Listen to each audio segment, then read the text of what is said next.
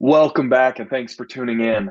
I'm Nick, and this is Super Simple Security Principles, where we talk about digital security principles that are easy to understand no matter your skill level. We are part of the I Hate Passwords Digital Self Defense Academy, or IHP Academy for short. This is episode 24, and guess what? It is a listener request. So we're asking you to, of course, spread the word about this attack. There's our title and our episode. Thank you so much to our first listener, or our first listener episode, I should say. We're going to be talking about Apple ID smishing. I'm actually really excited for today's show. As I said, a listener actually reached out to me and wanted to get our Master Guardian's thoughts, which I was super pumped about. Welcome, Makani. How are you? Yeah, good. Me too. I agree. I'm excited. I think our listeners will enjoy it and know that we're here to answer their questions. So I look forward to doing this every month too. Hey, do you know what? I feel like just about everyone needs to hear the latest news, and here's why. Well, do you have an Apple ID? Maybe if you don't, do your kids have an Apple ID? The answer is yes. Take a moment and let me share with you how we got to this point. I'm going to read 2 paragraphs from a recent article from cybersecuritynews.com. Quote, cyber criminals have intensified their efforts to exploit Apple ID users through a new wave of malicious SMS campaigns. These phishing attacks, commonly known as smishing, are designed to deceive users into revealing their Apple ID credentials, granting hackers access to a treasure trove of personal and financial information. The latest incident, observed in the United States, underscores the cyber threat's growing sophistications and persistence. Look, I'd panic if my Apple ID were stolen. Makani, it isn't an I thing. I think it's a we thing. We need some help. What news do you have for us? What should we be sharing? Let's go. Thanks, Nick. Well, and I want to say first too that even though this is Apple ID, smishing specific, it's really the bigger picture is going to be very applicable to everyone because it's about phishing. And we've referenced it a little bit here and there, but we're going to dive deep into this attack. And really, probably 90% of what we'll talk about today will be useful for any kind of phishing attack. So even if you don't have an Apple ID, it still will be useful for you. Excellent. So then I want to thank the listener who I don't know, we'll have to figure out if we'll have to ask them like in the future if they want their name mentioned or not. Just to be We'll clear on that. We'll assume not for today, just to err on the side of privacy and safety. But I'd like to if they're comfortable with that. So, but this is a member of the IHP Academy, and it's folks like this listener that make me excited about building and growing our community because we're bringing together people who will help keep each other safe. I'm only one person, and Nick's another, and Cam, we've got a handful, but eventually I'm going to die. And, if we can build the right kind of community, it can last forever. So, yeah. Okay. Yeah, so, I'll reach out because it was a cool little story. They sent me a text that said, we'd really love to have an episode about this, And so, yeah. Right, because they saw it as concerning. They did, absolutely. Yeah. So, and the original article that he linked, it was a pretty good description of the attack. I noticed. I just wanted to share a little commentary on the news article itself because, and we'll have it in the show notes. But it it was good information on the attack, but not very much about how to protect yourself. It was mostly a sales pitch for their product, which is fine, right? Like that's totally legitimate. Share some news and pitch this. We're going to solve this problem for you. But I looked around for other news coverage from other perspectives and for a good link to share in the show notes. And the one I actually included was from a website called Mac Rumors, which has pretty good Apple news coverage in general and has a lot of information from Apple themselves on how to protect yourself against this attack. But that's part of what we want to do today too. And to start with, I want to make sure that all our listeners understand, well, and not just to start with, but really this is going to be the format of the whole episode. We're going to walk through this attack step by step. And this will be a good introduction, like I said earlier, to phishing attacks in general. So, but I wanted to ask you, Nick, because I know the listener perspective, that you kind of represent is always useful. Do you want to give a stab at explaining what a phishing attack is as a high level? It's okay to say no if you want, but I just thought it would be interesting. Do I want to explain? I'll give you my take of what a phishing attack is, and how about you redefine it to what it really is? Sounds Does that good. work? Okay. So if I were to put it lightly, a phishing attack is when somebody tries to go fishing for some of my information. They're trying to find something out about me, or maybe not just me, but find something out in general. Maybe they're looking for, in this case, an Apple ID and maybe login credentials, username and password.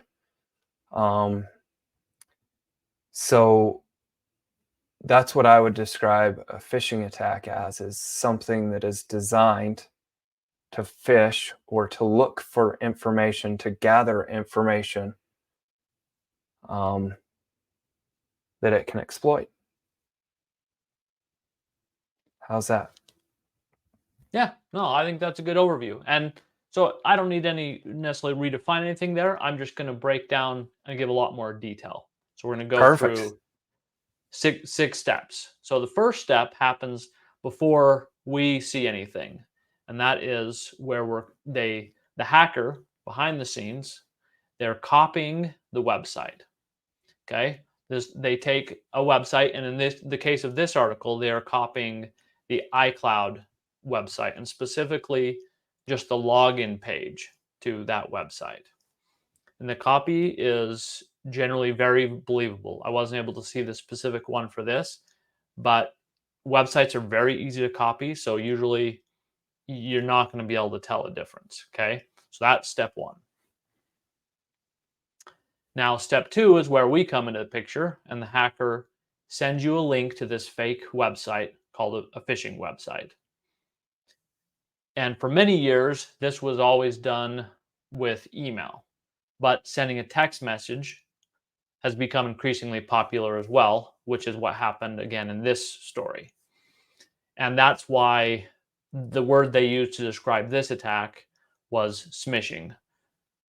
It seems a little bit silly to me, but they like to have all these variations on the word phishing to make it more specific to the kind of attack. And so the smishing comes from taking the word phishing, dropping the first two letters and putting SM in there, which comes from SMS, which is not even very familiar to people, but SMS is just your basic form of text messaging that every phone has, and is it's came before Facebook Messenger and WhatsApp and Google Chat and all the rest. It's just your basic form of text messaging.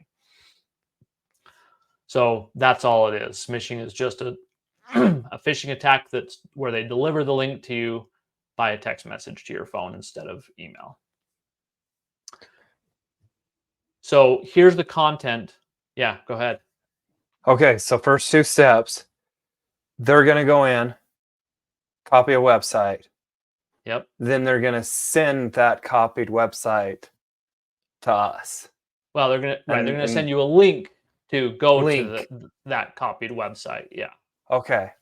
All right. Cool. I'm with you. Right. They're gonna All right. build a new fake website that, or at least the one that looks like just the login page. They don't need all the rest of the stuff, and that's why it's so easy to do.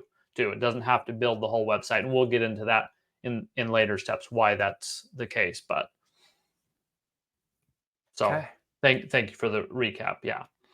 So now here's the content of the text message. I'm just going to read it because it's really short from the original news article. It says, Apple important request iCloud, visit signin.authn-connection with an X .info/iCloud to continue using your services. So Apple important request iCloud, visit address to continue using your services.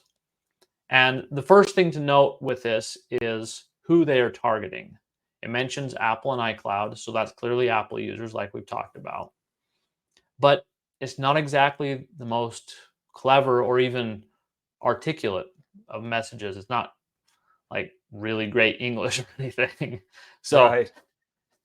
my next question for you, Nick, is do you ever look at these and kind of shake your head and wonder, like, how do these ever succeed? Where's the threat here? And because I assume there's got to be some success, right? Because they keep happening. But how is it that they're having a chance for success? Go ahead. Look, my personal thoughts, and this is what I thought, like when you were reading it, I was like, who would fall for that? Right? Like it's misspelled, like it didn't sound very fluid. But I'll tell you what, I would worry about a teenage child falling for something like that, because that's exactly how they text me. Half the time I'm like, what does this say? You know, misspellings all over the place, one massive run-on sentence, or, you know, maybe, anyways, yeah, I can see my kids, especially if I haven't taught them something or how to be aware of these threats, can I absolutely see them going, oh crap. And guess who's got my card?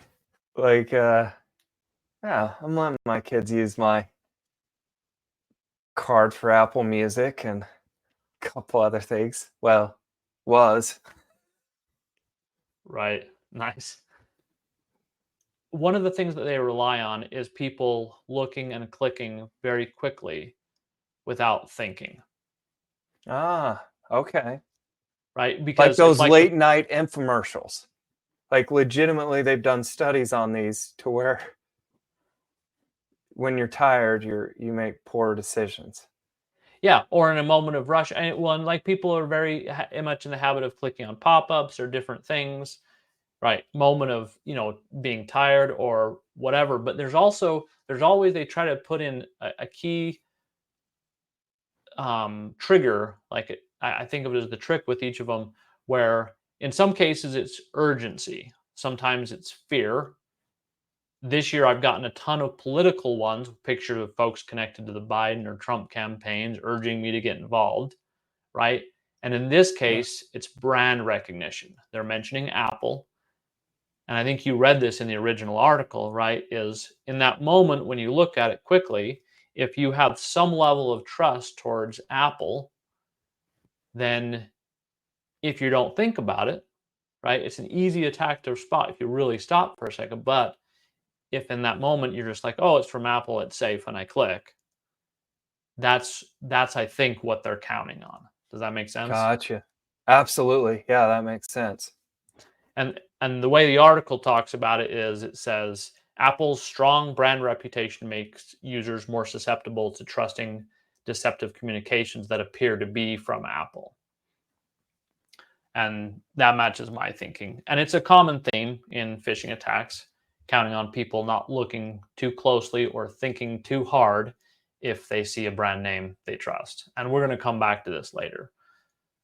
But my next question for you, Nick, is I know we are both skeptical and untrusting in our own kind of different ways. Are there any brands that you trust And remember, they don't need to be tech brands like Apple is, because even all the non-tech brands have websites. Yeah, there are certain brands I trust more than others. Absolutely. And you want to share? I am fiercely loyal to Ford trucks. You know, uh, you know, I've had Ford trucks for years and probably will for years to come. Like, uh, I, and I trust them. Like I legitimately have one Ford truck that I intend to drive for as long as it will go. Okay. Cool. Now I just want to bring that up. Start think, because this is I'm going to have our listeners do later too. Think a little bit about the brands that if they saw, they might trust. So Yeah. we'll move on to step 3, and that's if you receive once you've received the link. Now it's what happens next. And usually you're gonna make that decision in a split second on whether or not to click. And if you don't, of course, the attack fails and there's no more steps.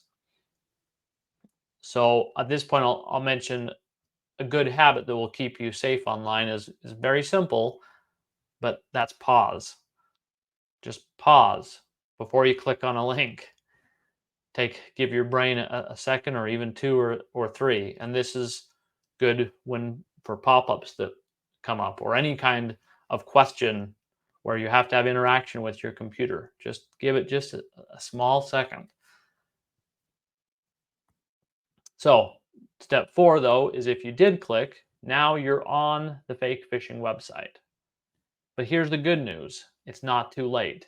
It's very rare, these days at least, to have any harm done just by that initial visit.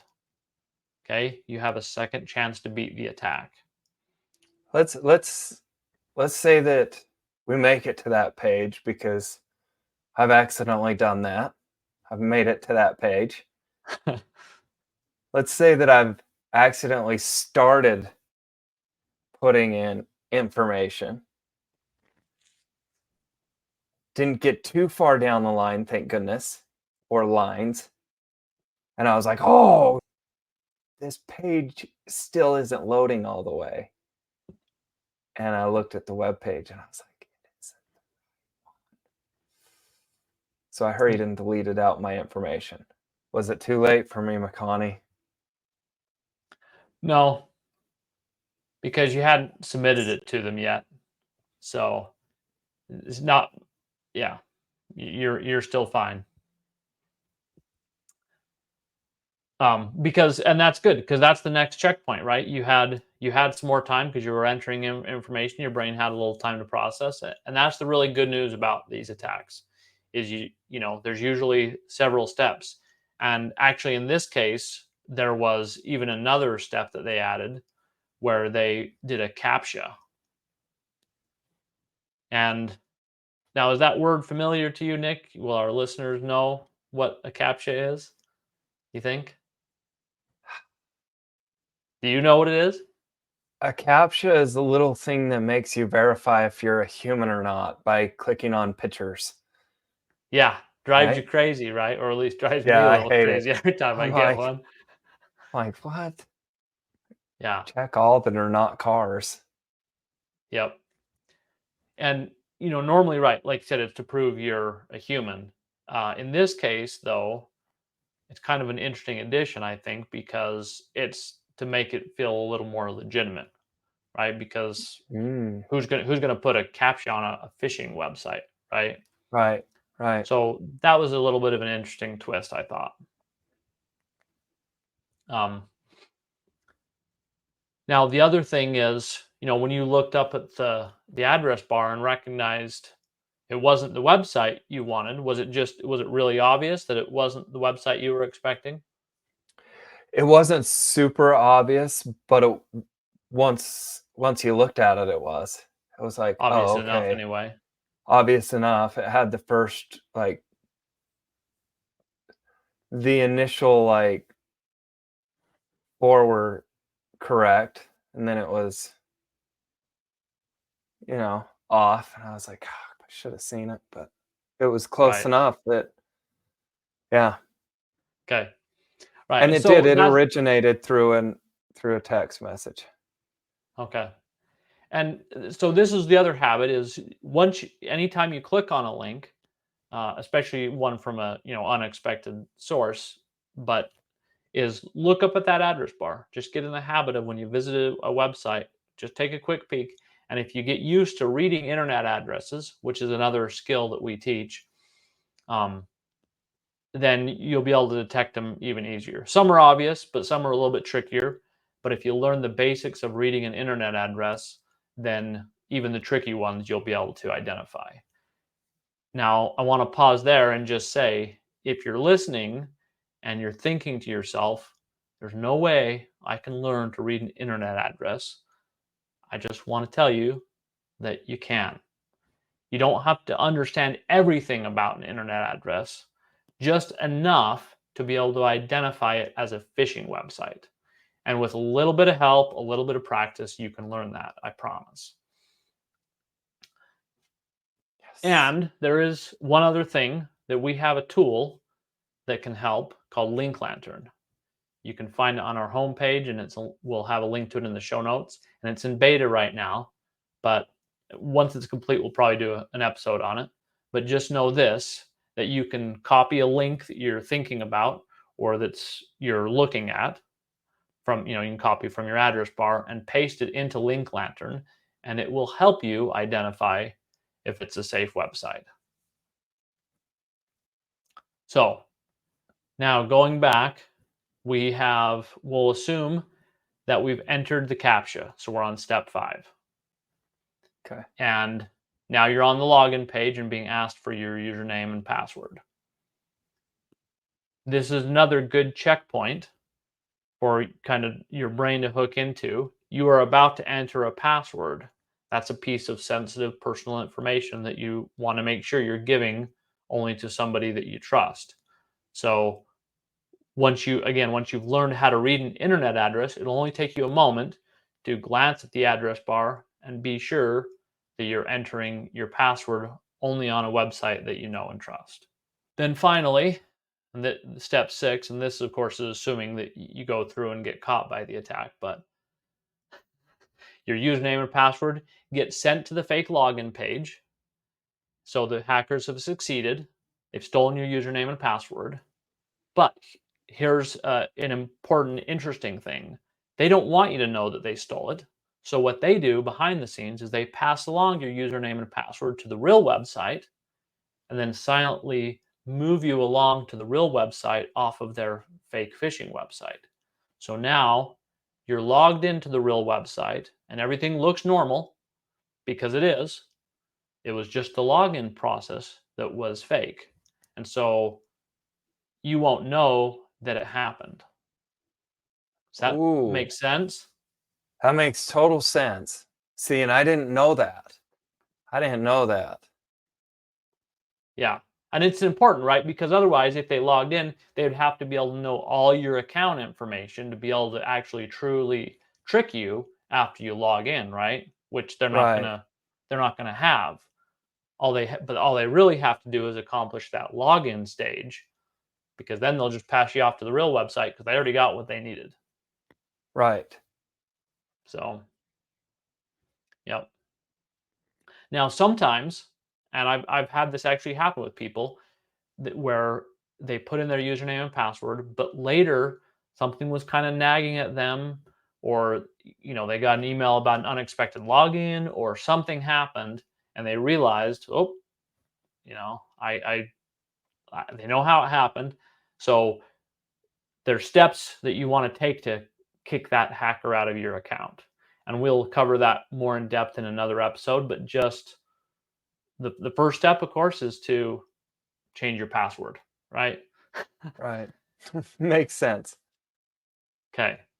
So that's the breakdown, and we've gone pretty long. I'm ready to talk about our call to action to hopefully prevent this whole attack from happening, right? Right. We've got to get our call to action in. Yeah. So this one was a little bit tricky because there's a lot of different ways you could approach it, a lot of different, we talked about several layers and there's more that even that we didn't. And I do have an idea, but and I know I didn't prepare you for this, Nick, but I just wanted to see if you had any thoughts on it because sometimes your spur of the moment ideas that I don't prepare you for are pretty awesome and surprise me. So I just wanted to see what your thought was. So, do you want to phrase your question one more time for me, just to?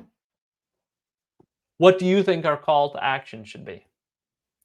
I think our call to action, given the topic, is to just talk to people. Let them know exactly what they learned today.